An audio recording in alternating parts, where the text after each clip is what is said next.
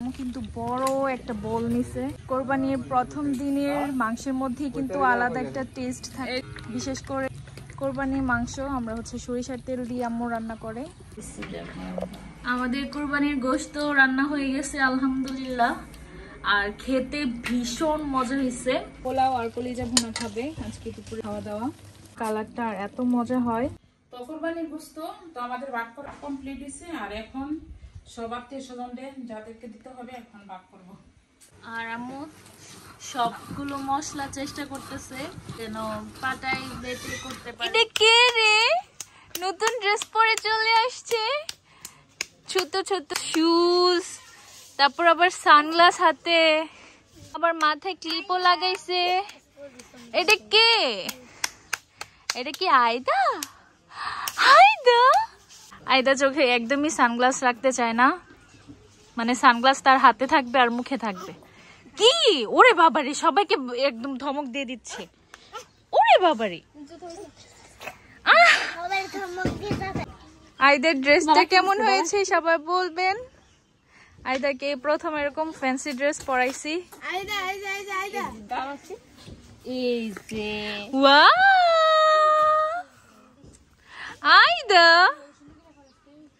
আয়দা look. আগে আব্বু কলিজা দিয়ে গেছে, আম্মু হচ্ছে এখন ভুনা করবে। আম্মু হচ্ছে আজকে দুপুরের জন্য পোলাও আর কলিজা ভুনা করবে, তার জন্য আম্মু এখন সবকিছু রেডি করে নিচ্ছে। লাকড়ি চুলাতে বসেছি কলিজা আর পোলাও। আম্মু এদিকে পোলাও রান্না করে ফেলছে। পোলাওটা কিন্তু অনেক ঝরঝরা ভাবে করছে, একদম ঝরঝরা হয়েছে পোলাও। এখানে থাকাতে আমি একটু সব কাজ একটু তাড়াতাড়ি করতে পারছি।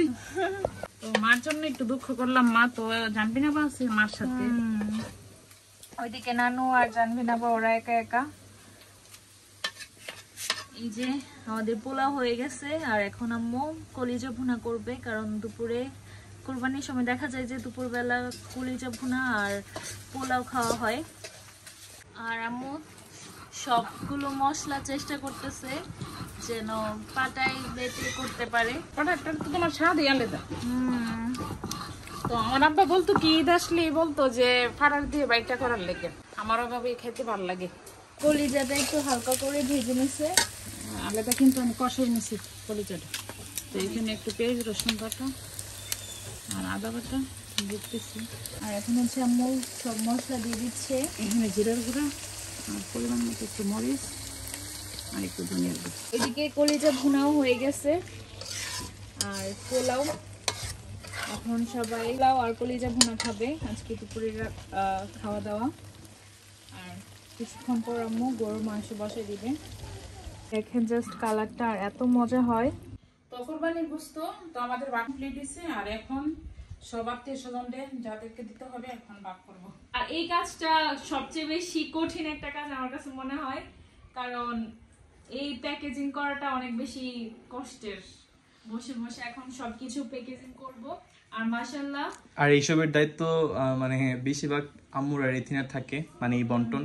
আমরা জাস্ট মানে কোরবানির গোশত একদম কাটাকাটি থেকে একদম সবকিছু রেডি করে দেই, আর বাকি প্রসেসিং আম্মু আর এথিনা করে। আমরা খুব ভালো মতো কোরবানি দিতে পারছি। এই তো এখন বাগাবাগি তার লাগতে শুরু। তো আমি আমাদের বাড়িতে দিয়ে দিতেছি, তো বিউটি দিতেছি, আর আমার আম্মার সাথে যারা হেল্প করে ওদেরকেও দিয়ে দিতেছি আমি। তুরানো আজকে অনেক পরিশ্রম করছে, সবকিছু মানে বন্টন করতেছে। আর এখানের মধ্যে আমার ফুফুদের জন্য আম্মু এখন নিয়ে যাবে তুরান, সবকিছু ভাগ করতেছে মেপে মেপে। আম্মু এখানে এখন গোশত বসে দিবে, কোরবানির গোশত। তো আমি প্রথমে আগে লবণটা দিয়ে দিই। আর আম্মু একসাথে অনেকগুলো মাংস নিয়েছে, যেহেতু কোরবানির মাংস দিনের টেস্টই থাকে একটু অন্যরকম। প্রথমে লবণটা দিলাম, হ্যাঁ, আর এই যে প্রথমে হলুদটা। আর আম্মু এখানে হলুদ দিয়ে দিচ্ছে। আর এখানে নিজের হাতে বাটা মরিচ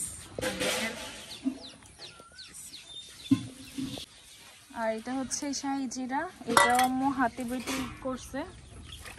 আর এখানে কিছু শুকনা মশলা, তেজপাতা, এলাচ, দারচিনি, গোলমরিচ, এখানে রসুন বাটা,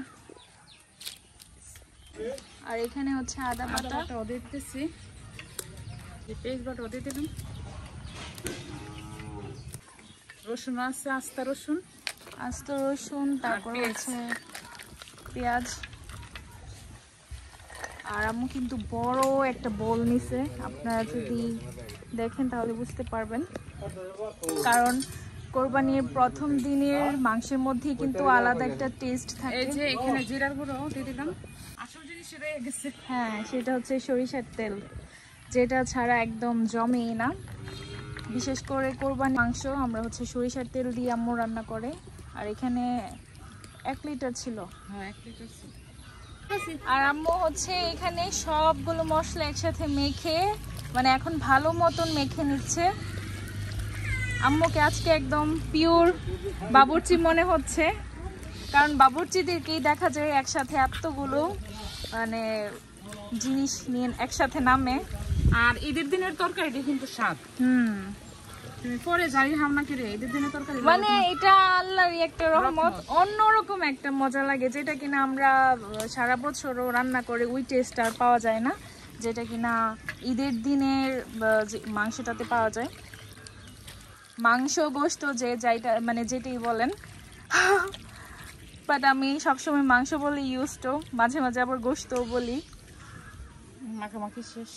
এদিকে আম্মুর মাখামাখি শেষ, এখন আম্মু হচ্ছে একটা বড় একটা পাতিলে বসাই দিবে। যেহেতু এখানে অনেকগুলো মাংস একসাথে দিতে গেলে পড়ে যাওয়ার সম্ভাবনা আছে, তাই এভাবে দিচ্ছে।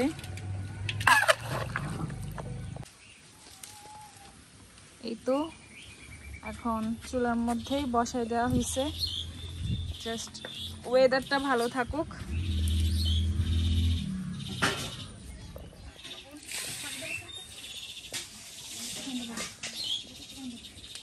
বাইরে রান্না বান্না হলে অন্যরকম ভালো লাগে। বাইরে রান্না করা হয়েছে আমাদের কোরবানি গোশত, মাশাআল্লাহ দেখতে কি পরিমাণ সুন্দর লাগতেছে। আমাদের কোরবানির গোশত রান্না হয়ে গেছে আলহামদুলিল্লাহ, আর খেতে ভীষণ মজা হয়েছে। কালারটা দেখেই নিশ্চয়ই বুঝতে পারতেছেন। আর আম্মু হচ্ছে এখানে একে একে করে নিচ্ছে। এত মজা হয়েছে যে বসে 1 প্লেট যাবে, এত সফট হয়েছে।